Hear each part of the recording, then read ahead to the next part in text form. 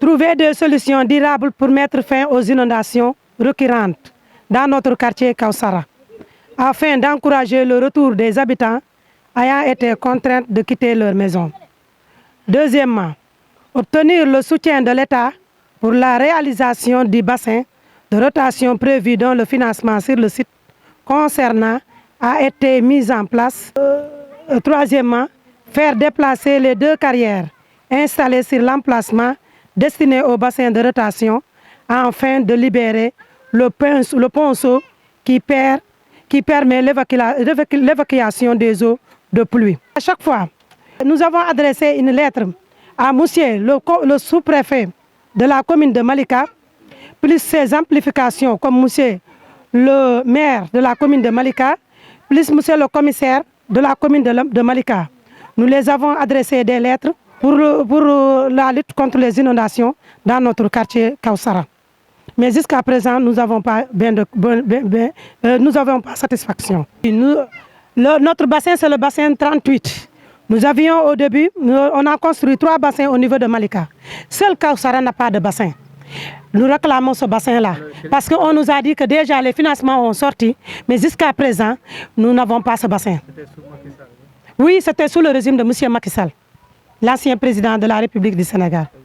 Nous demandons au gouvernement de relancer ce projet pour que Kawsara reçoive son 4e bassin, Malika reçoive son 4e bassin au niveau de Kawsara. Oui, des canaux de canalisation qui peuvent nous lier avec le bassin de rotation qui se trouve à Djamalai. Mais jusqu'à présent, rien n'a été réservé. Bien sûr, les carrières nous ont causé beaucoup de problèmes. Parce que c'est à cause des carrières que l'eau n'évacue pas. C'est les carrières qui barrent l'eau de pluie pour que l'eau ne circule pas.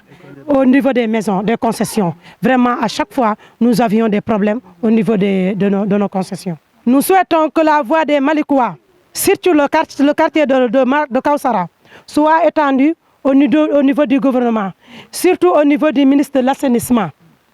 Nous voulons aussi que l'État entende que les 2 carrières ont été installées illégalement sur l'espace réservé au bassin de rotation de Kawsara pour les eaux pluviales. Cette occupation empêche le bon fonctionnement du ponceau qui assure l'évacuation des eaux, aggravant les inondations et mettent en danger ce dit bassin de rotation ont été mis en place, mais jusqu'à présent, rien n'a été fait. Nous sollicitons l'intervention de l'État, surtout le ministre de l'Assainissement, pour faire libérer cet espace afin de permettre à la commune de Malika d'agréer les infrastructures prévues et protéger les populations. Et nous souhaitons que notre voix soit portée loin jusqu'à la réalisation du bassin de rotation Basse-Kawsara. Au-delà des problèmes de l'assainissement, nous voulons aussi l'éclairage. Au niveau de Kawsara, nous avons qu'une seule lampe, un seul poteau. À chaque fois, il y a des menaces, des agressions au niveau de Kawsara parce qu'il n'y a pas de lumière. Ici, lorsqu'il fait nuit, il fait sombre. Personne ne voit personne. Les enfants risquent leur vie à cause de la lumière. Ainsi qu'il y a les problèmes de maladie. Ici, problème de maladie, problème diarrhéique, problème asthme. Le paludisme en paga. Ici, c'est la pollution sonore ici. Que toujours nous sommes contraints à cela. La carrière, la poussière et ça, nous sommes exposés aux carrières. Le problème de santé, surtout. Et ce que je ne veux pas, je ne peux pas concevoir, moi, les carrières sont venues après nous. Nous sommes habités ici pendant des années, plus que de 20 ans. Les carrières sont venues ici nous détériorent. C'est ce que je ne veux pas accepter. Aussi, le sous-préfet du département de Malika et son adjoint, nous remercions monsieur le maire Talla Gadiaga et son adjoint. Nous remercions le commissaire de la commune de Malika. Nous remercions le coordinateur comme M. Abdourahim Badji de PASTEF et son adjoint El Hadji Fall. Nous remercions le chef de quartier de Kawsara, notre chef de quartier, nous le remercions vivement. Nous remercions M. Ablaye Diop un conseil municipal de la mairie de Malika et M. Pape Sow et M. Mabadlaï Sen. Nous remercions aussi tous les jeunes du quartier de Kawsara.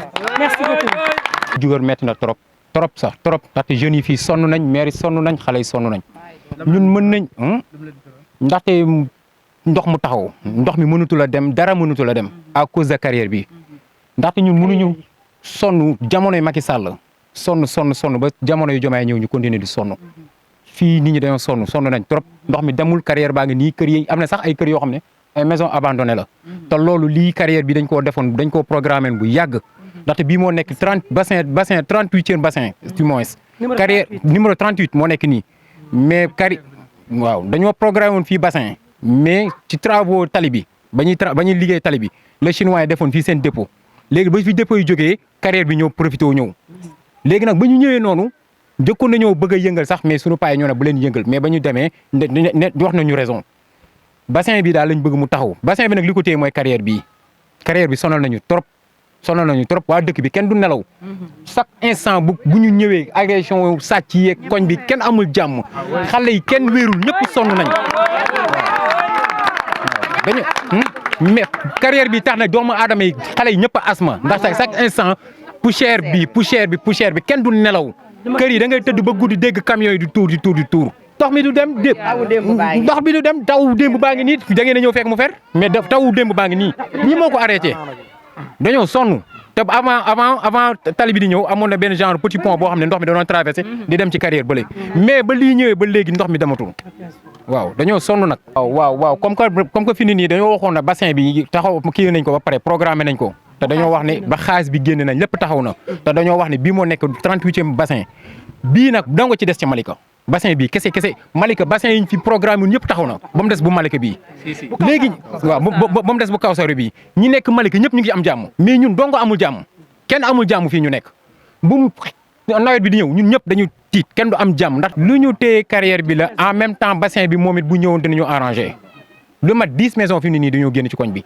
kër gi ngay jàkkaarloo bii sa ginnaaw ci ginnaaw yi ruq bi yëpp ñëpp dañoo abandonné tax na fi mu ne nii koñ bi xale yi dootuñ génn guddi dootuñ génn bëccëg ndax kenn ñemeetu la dem fenn ndax affaire bii nii. guddi sàcc bu taw fii nga daw fii ngay jaar dugg parce que fii dafa am yoon. waaw nañu dimbali ngir yàlla ak yonent bi sunu bassin bii nii ñu sarax ñu defaral ñu sunu bassin bi ñun bassin bi rek la ñuy ñaan. jot nañoo bind ay lettres jox nañ préfet jox nañ maire yi képp sous préfet beeg ñëpp ku xam jox nañ ko commissaire bi ñëpp jox nañ leen ko. mais ñoom à chaque fois dañ naan amuñu suite dañ naan daal gis nañ ko ñu ngi ci te man xam naa ne lii bu doon ñoom seen liggéey la ñoom pare nañ ci mais damaa jàpp ne lii liggéeyu état la.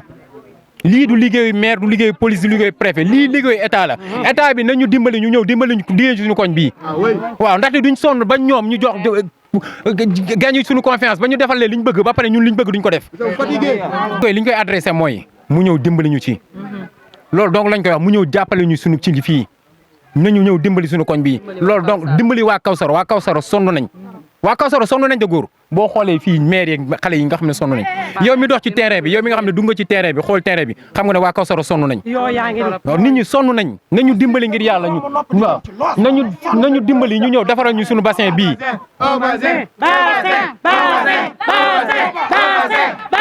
déjà dañoo sonn bassin bi ñu ñëw taxaw merci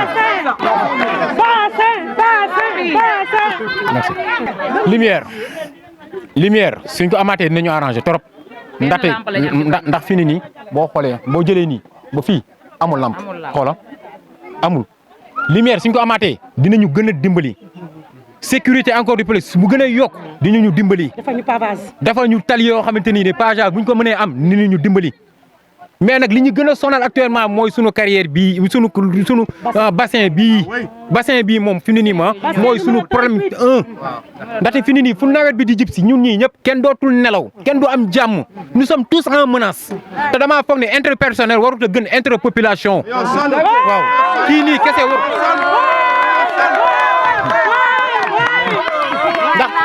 ndax benn doomu aadama bii kese waruñoo dàq ñun waa dëkk bi bassin bi fii la ñu fekk carrière bi fii la ñu fekk fii la ñu fekk après construction tali bi moo tax bassin bi carrière bi ñëw fi mais waa dëkk bi fii lañ mës a nekk duñ fi nekk ak sunu jàmm ak sunu salaam nag ba nga xam ne dara desul lu dul ñu am jàmm lii ñëw duñu ko xañ loolu yëpp nag nañ fi jëlee carrière bi defar ñu sunu bassin.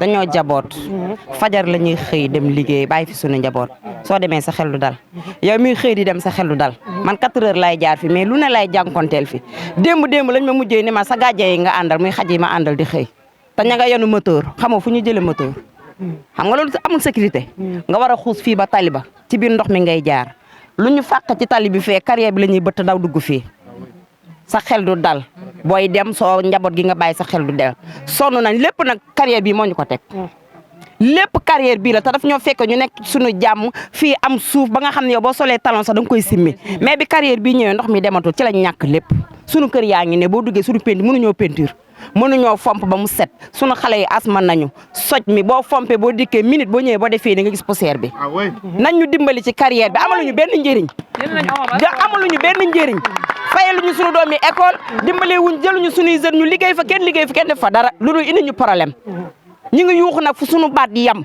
ku ñu mën a dimbali na ñëw dimbali ñu nañu wax wallooy wallu nañu ñëw wallu ñu sonn nañ